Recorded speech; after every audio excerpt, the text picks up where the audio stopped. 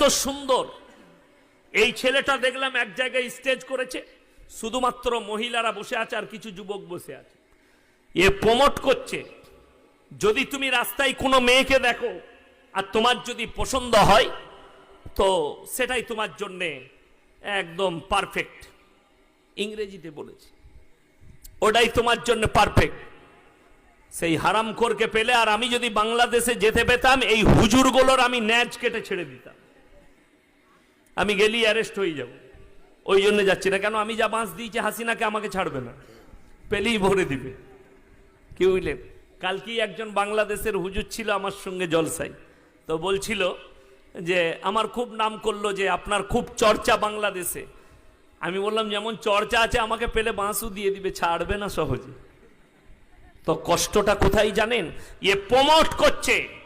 আমি তাকে পেলে বলতাম